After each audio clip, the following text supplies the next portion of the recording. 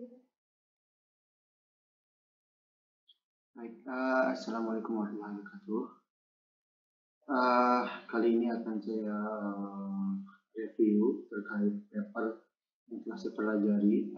Sebelumnya perkenalkan, nama saya Habibur Rahman dengan NIM I2S02410003, program studi Magister Teknologi Informasi Universitas Mataram. Terkait yang akan saya ambil itu adalah Requirement Engineering dengan judul paper Toward a Holistic Privacy Requirements Engineering Process, Insight from a Systematic Literature Review. Oke, baik. Selanjutnya pengenalan. Paper ini bertujuan untuk mengusulkan proses holistik dalam rekayasa persyaratan privasi melalui tinjauan literatur sistematis. Privasi menjadi komponen kunci dalam siklus hidup pengembangan perangkat lunak, terutama karena semakin kompleksnya pengolahan data pribadi. Oke, selanjutnya importance of holistic privacy requirement engineering process. Studi ini menekankan pentingnya pendekatan holistik dalam rekayasa persyaratan privasi dengan menyoroti kebutuhan akan standar yang konsisten di berbagai metodologi. Tujuannya adalah untuk memfasilitasi penerapan proses yang komprehensif yang memperhatikan masalah privasi di berbagai sistem. Oke, ini adalah systematic literature review metodologi. Yang pertama, pendekatan tinjauan literatur sistematis (SLR). Kemudian paper ini menggunakan pendekatan SLR tadi, menganalisis 50 makalah yang relevan dengan rekayasa privasi. Dari analisis ini diidentifikasi ada 40 metodologi dan 5 proses kunci muncul yang menjadi dasar kerangka rekayasa privasi yang holistik. Oke, selanjutnya. Baik, 5 key processing in privacy requirement engineering. Yang pertama itu defining privacy goals atau menentukan tujuan privasi. Kemudian yang kedua itu karakterisasi sistem atau characterizing the system. Yang ketiga itu eliciting privacy risk and requirement, artinya mengidentifikasi risiko dan persyaratan privasi. Yang keempat itu prioritizing and validating requirement, memprioritaskan dan validasi persyaratan. Yang terakhir itu selecting privacy solution atau memilih solusi privasi. Dari 40 metodologi yang diidentifikasi itu ada 5 proses utama yang digunakan.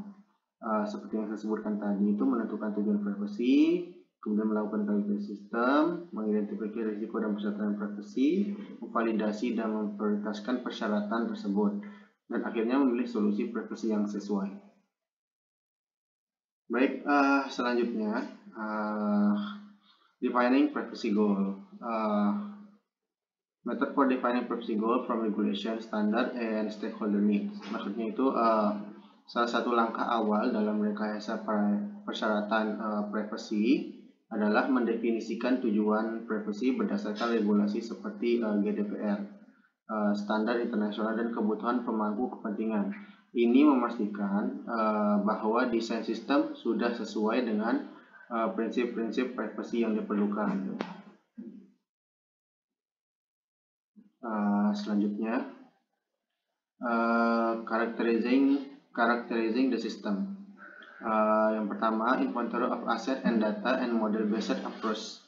Yang kedua adalah the importance of data flow mapping for risk analysis.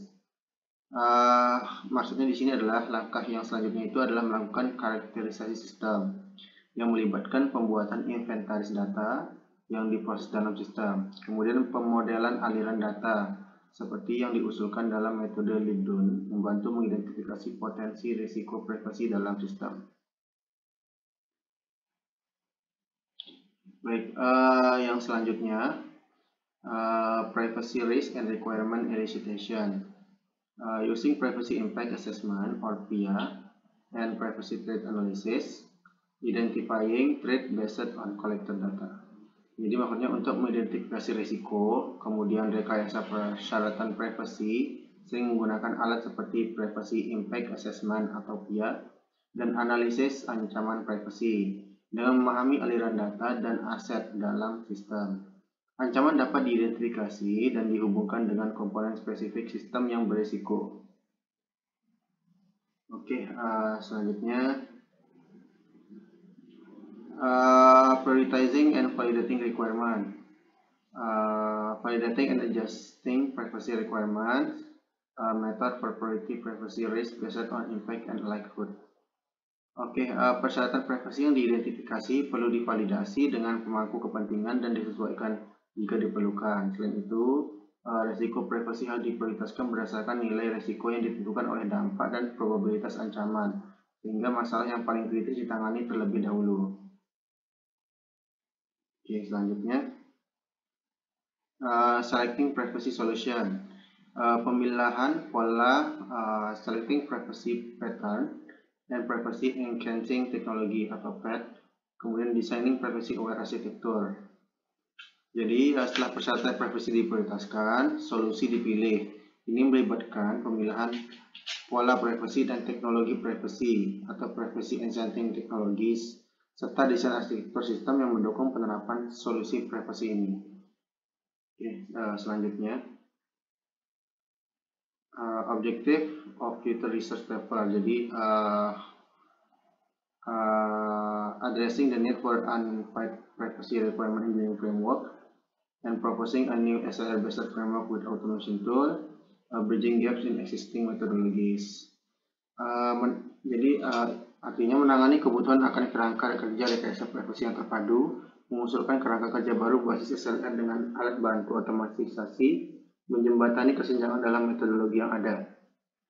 Tujuan dari paper ini adalah untuk menangani kurangnya kerangka kerja rekayasa privasi yang terpadu dengan membangun wawasan dari SLR yang ada. Paper ini akan mengusulkan kerangka kerja baru yang mengintegrasikan alat bantu otomatis untuk mempermudah proses rekayasa privasi. Kerangka kerja ini juga bertujuan untuk menjembatani kesenjangan dalam metodologi yang ada, terutama terkait standarisasi dan dukungan alat.